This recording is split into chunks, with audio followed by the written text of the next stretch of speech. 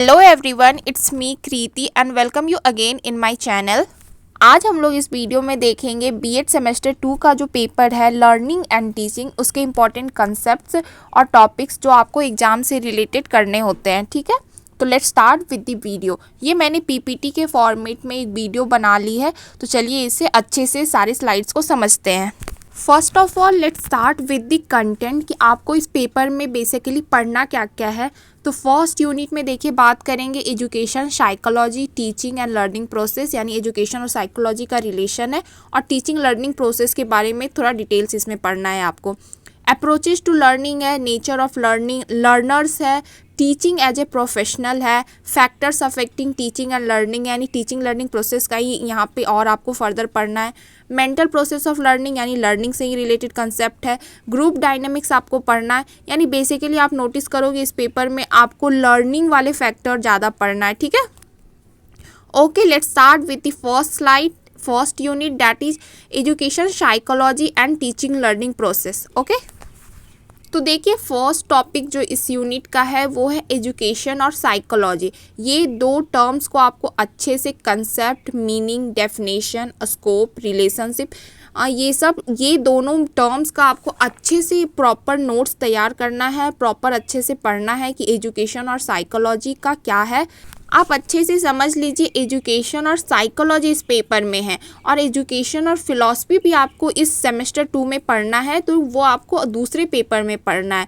तो आप चाहो तो एजुकेशन, फिलॉसफी, साइकोलॉजी तीनों को एक साथ इकट्ठे कर सकते हो, या फिर अगर आप दो में कंफर्टेबल हो साथ साथ पेयर्स में, एजुकेशन और फिलॉसफी एक साथ या एजुकेशन और साइकोलॉजी एक साथ, तो वैसे आप कर सकते हो। यानी पढ़ने तो आपको तीनों टॉपिक्स ही हैं, तीनों का डिटेल, एजुकेशन के साथ तीनों का क्या रिलेशन है, दोनों का फिलॉसफी और साइकोलॉजी। ठीक है, तो उस हिसाब से आप देख लो कि आप किस में कंफर्टेबल हो। तीनों के नोट्स पहले बना लो और फेयरिंग कर लो कि एजुकेशन और फिलॉसफी का क्या है और एजुकेशन और साइकोलॉजी का क्या है। ठीक है, मूविंग फॉरवर्ड देखिए role of education psychology in no teaching learning process, यानी कि टीचिंग लर्निंग पहले तो हो गया आपका कि टीचिंग लर्निंग प्रोसेस में क्या रोल रहेगा एजुकेशनल साइकोलॉजी का, और साथ साथ ये भी करना in no teaching learning process, यानी कि जहाँ पे टीचिंग लर्निंग प्रोसेस नहीं होता है वहाँ पे साइकोलॉजी आपको कैसे हेल्प करती है। ठीक है, फिर देखिए concept of teaching and learning है इसमें। ओके, टीचिंग लर्निंग में भी आप टीचिंग का डेफिनेशन, लर्निंग का डेफिनेशन, दोनों का इंटर रिलेशन, ये सब देख लो। ठीक है,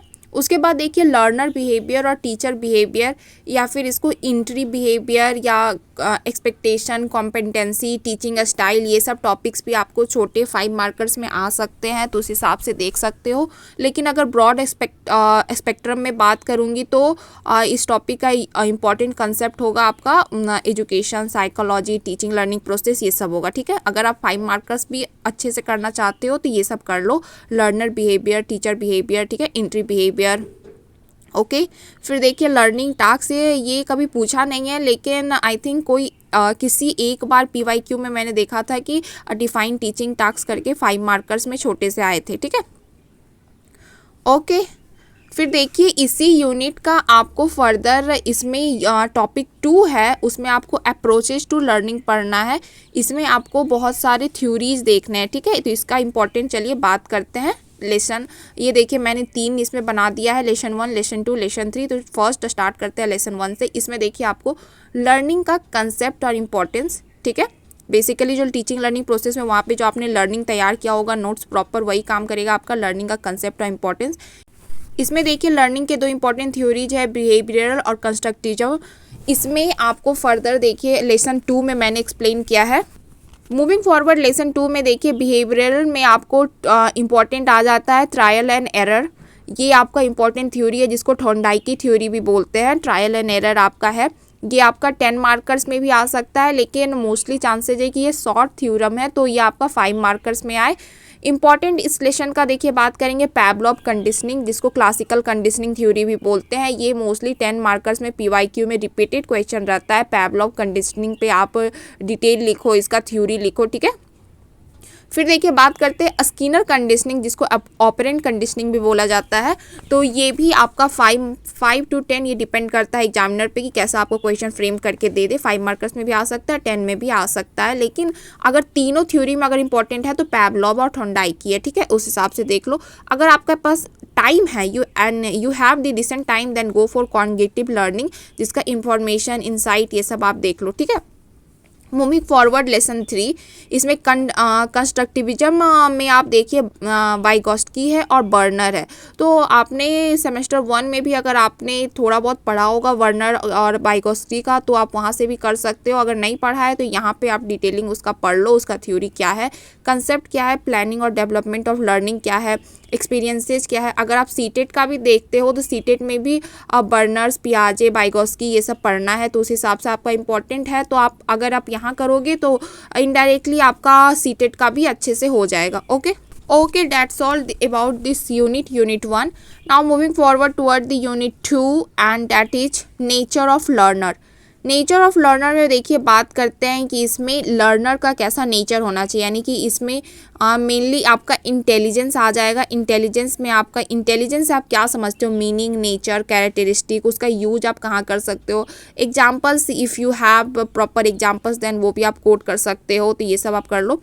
या इंटेलिजेंस में बात करेंगे तो इसका मेनली 2 इम्पॉर्टेंट थ्योरीज है। एक हो गया 2 फैक्टर थ्योरी और एक थर्स्टन ग्रुप फैक्टर थ्योरी, ठीक है। तो बेसिकली क्वेश्चन ऐसे फ्रेम रहेगा कि आपको define intelligence and then 2 factor theory, यानी कि एक ही क्वेश्चन में आपको पहले इंटेलिजेंस डिफाइन कर दो, उसके बाद इंटेलिजेंस का थ्योरम डिफाइन कर दो, ठीक है, वैसे करके रहेगा।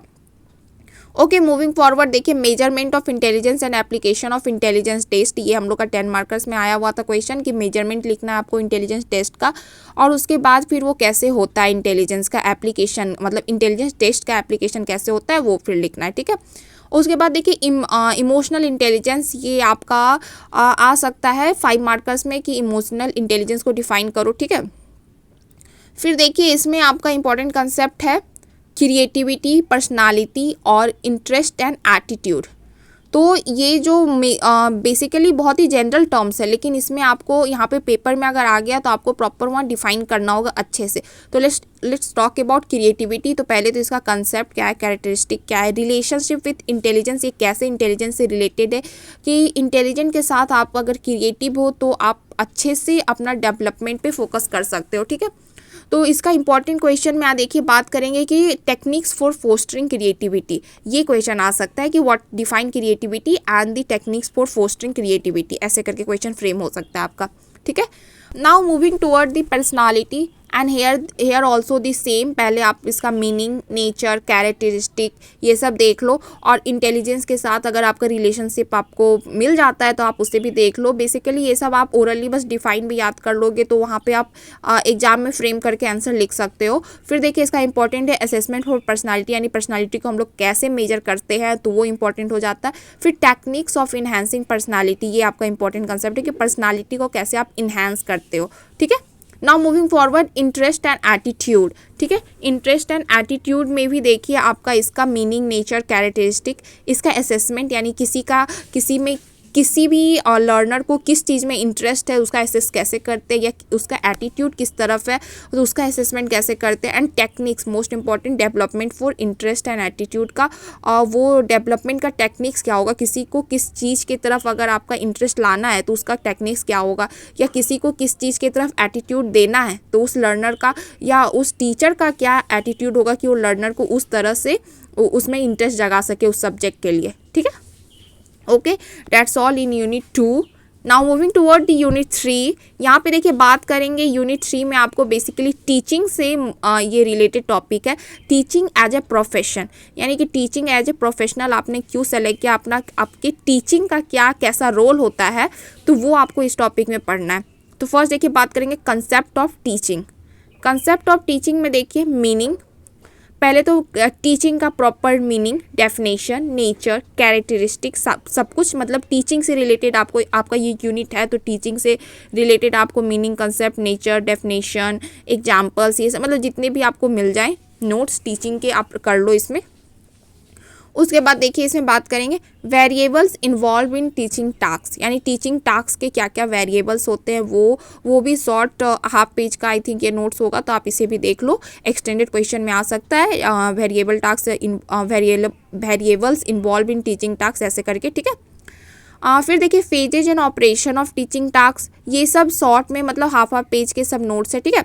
टाइप्स ऑफ इफेक्टिव टीचिंग, ये आपका थोड़ा सा अगर आप चाहो तो इसे अच्छे से इन्हांस करके लिख सकते हो। टाइप्स ऑफ इफेक्टिव टीचिंग, यहाँ पे आपके बहुत सारे टीचिंग आ जाएंगे, तो उसमें आपका कौन सा इफेक्टिव आपके हिसाब से लगेगा। अगर प्राइमरी ग्रुप के लर्नर है तो उस हिसाब से आप उस समय कौन सा टीचिंग कर सकते हो। अगर सीनियर सेकेंडरी है, अगर सेकेंडरी लेवल के लर्नर है तो उस हिसाब से आप कौन सा टीचिंग कर सकते हो, तो उस हिसाब से आप ये नोट्स बना लो।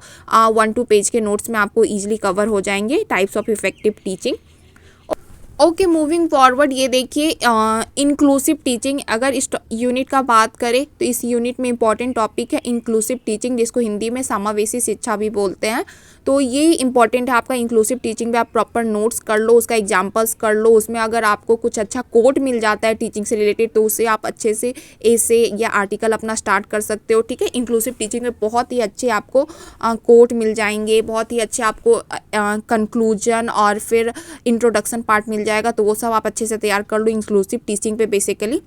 फिर देखिए इस टॉपिक पे बात करेंगे आपका teaching accountability and professional competencies. ये भी आता है, मतलब रेयरली देखा गया है पीवाईक्यू में, लेकिन अगर बीबीएमकेयू है मे भी आपका रेयर क्वेश्चन भी आ जाए, तो उस हिसाब से थोड़ा इंपॉर्टेंट हो जाता है कि टीचिंग अकाउंटेबिलिटी क्या है, प्रोफेशनल कॉम्पिटेंसीज क्या है, तो वो देख सकते हो। ज़्यादा लॉन्ग में तो नहीं बोलूँगी, लेकिन 5 मार्कर्स के हिसाब से शॉर्ट्स में अगर 1-1 पेज के भी नोट्स है तो एनफ है, ठीक है। उसे आप एक्सटेंड करके ईजिली वहाँ पे पेपर में कर सकते हो।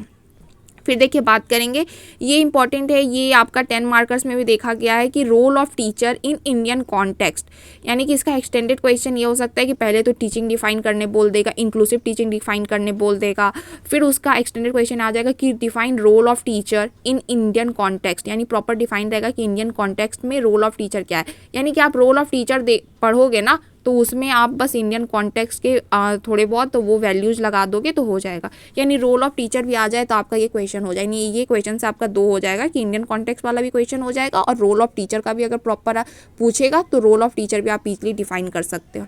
Okay, that's all in unit 3। Now moving toward the unit 4 and here it is unit 4। देखिए factors affecting teaching and learning process, यानी कि कौन कौन सा फैक्टर अफेक्ट करता है टीचिंग लर्निंग प्रोसेस को। ओके, तो देखिए इसका फर्स्ट टॉपिक जो है वो मैच्योरेशन। तो मैच्योरेशन में सेम आपका concept, nature, types, characteristic and important यहाँ पे हो जाता है फैक्टर अफेक्टिंग्स और एजुकेशनल इम्प्लीकेशन।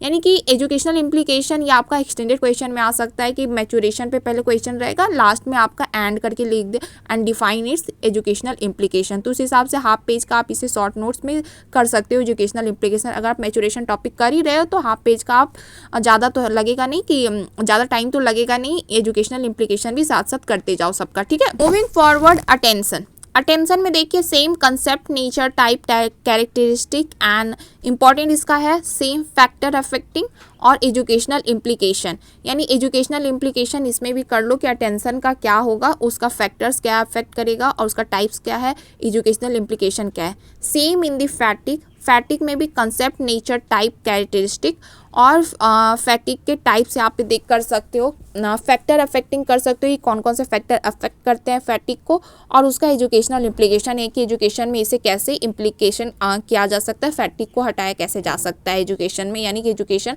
फैटिक फ्री कैसे हम लोग कर सकते हैं। ओके, मूविंग फॉरवर्ड, ये देखिए इसका जो इम्पोर्टेंट है, सबसे इम्पॉर्टेंट जो फैक्टर्स है टीचिंग लर्निंग का वो है मोटिवेशन में देखिए बात करेंगे मीनिंग, कैरेक्टरिस्टिक, मोस्ट इंपॉर्टेंट आप मीनिंग कैरेक्टरिस्टिक देख लो। उसके बाद फैक्टर अफेक्टिंग, एजुकेशनल इम्प्लीकेशन, ये सब तो देखना ही है। मोटिवेशन में इंपॉर्टेंट देखिए आ जाता है इसका थ्योरीज, जो इंपॉर्टेंट थ्योरी जो ऑफ दिस पेपर है मैस्लो थ्योरी, जिसको सेल्फ एक्चुअलाइजेशन थ्योरी भी बोलते हैं। इसमें आपको एक पिरामिड शेप में 5 पिलर्स होते हैं इसके, तो उसमें सेल्फ एक्चुअलाइजेशन के ये थ्योरी है। ये मतलब छोटी सी है, 1 पेज में आप इजीली अगर कंसेप्ट समझ लो तो बहुत ही इजी थ्योरी आपको ये लगेगा, ठीक है। मैस्लो थ्योरी में अगर बेसिकली बात करें तो इसका 5 लेवल ऑफ हायरार्की है। अगर लोएस्ट लेवल ऑफ हायरार्की का बात करें तो साइकोलॉजिकल नीड्स है, देन सेफ्टी नीड्स है, then love need, esteem need, and the important most important जो टॉप लेवल का नीड है वो है सेल्फ एक्चुअलाइजेशन अचीवमेंट। तो बेसिकली यही इस पिरामिड के थ्रू मैस्लो ने एक्सप्लेन किया है प्रॉपर कि ह्यूमन नीड्स को कैसे हम लोग डिफाइन करते हैं as an hierarchy. Okay, this all about this unit. Unit 4 factors affecting teaching and learning, maturation, attention, fatigue and motivation। 4 factors पे आपको पढ़ना है, ठीक है। Okay, moving toward the unit 5 and here it is। Unit 5 आपका है mental process of learning, ठीक है। इसमें आपका लर्निंग से ही रिलेटेड है, फर्दर आपको पढ़ना है मेंटल प्रोसेस ऑफ लर्निंग, यानी हम लोग सोचते कैसे हैं। तो इसमें आपका थिंकिंग प्रोसेस आ जाएगा। थिंकिंग प्रोसेस में अगर आप थिंकिंग का पहले कंसेप्ट और टूल्स देख लो। इंपॉर्टेंट आता है यहाँ पे टाइप्स ऑफ थिंकिंग, ठीक है। तो divergent, convergent, critical, reflective, lateral thinking, यानी कि अगर इम्पॉर्टेंट देखिए 5 टाइप्स हो गया, लेकिन अगर क्वेश्चन के हिसाब से आप इम्पॉर्टेंट देखो तो कन्वर्जेंट और डाइवर्जेंट थिंकिंग, ये आपका explain the difference between convergent और डाइवर्जेंट थिंकिंग, ये आपका ऐसे पेयर अप हो गया, ठीक है। देखिए बात करेंगे क्रिटिकल और लेटरल हो गया, ये आपका पेयरिंग करके फिर क्वेश्चन आ सकता है। अगर डायरेक्टली क्वेश्चन आए डिफाइन टाइप्स ऑफ थिंकिंग, तो ये 5 टाइप्स ऑफ ऑल डिफाइन करके लिख दो। लेकिन अगर पेयरिंग में आज convergent thinking, divergent thinking, critical thinking, lateral thinking, तो उस हिसाब से आपको इसके फर्दर अलग अलग भी सेगमेंट नोट्स बनाने चाहिए हाफ ऑफ पेज के, कि आप इजिली इसे एग्जाम में एलिब्रेट करके लिख सको, ठीक है। ओके, इस यूनिट के देखिए आगे देखते हैं। मेंटल प्रोसेस में आपका आ जाएगा मेमोरी, फॉरगेटिंग, इमेजिनेशन। ओके, अब हर एक टॉपिक को अच्छे से देखते हैं। मेमोरी में देखिए बात करेंगे कि मेमोरी का क्या है, डेफिनेशन, कंसेप्ट, नेचर, टाइप्स। और इसका अगर इम्पॉर्टेंट में बात करेंगे कि इम्पॉर्टेंट मेमोरी से रिलेटेड क्वेश्चन जो आएगा वो आएगा स्ट्रैटेजीज टू डेवलप मेमोरीज, ठीक है। मेमोरीज डेवलप करने का स्ट्रैटेजीज हो गया।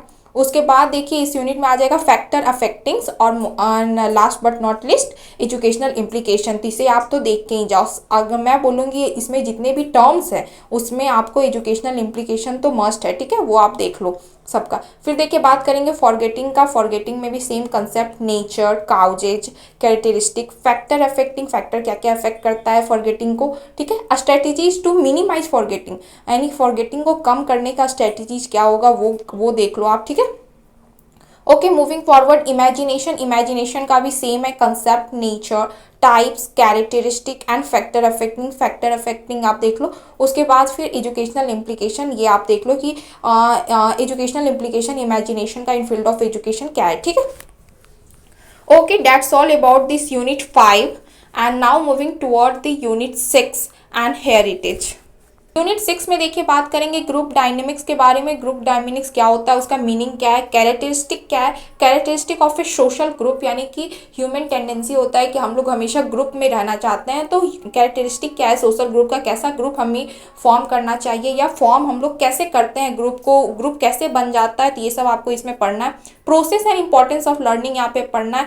फिर देखिए importance of developing of group mind, यानी ग्रुप कोहेशन आपको इसमें पढ़ना है, ठीक है।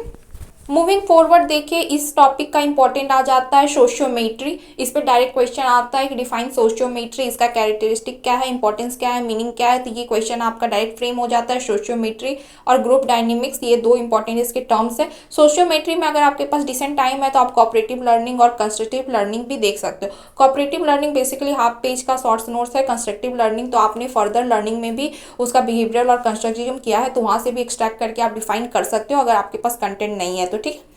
Okay, that's all about this whole paper teaching and learning. Teaching and learning में आपको ये सब पढ़ना है। आपके पास जिस हिसाब से टाइम है उस हिसाब से आप अपना कंटेंट तैयार करते जाओ। नाउ आई गेस अगर आप अभी से करना स्टार्ट करते हो तो you have that decent time कि आप ये सब टॉपिक ईजिली कर सको।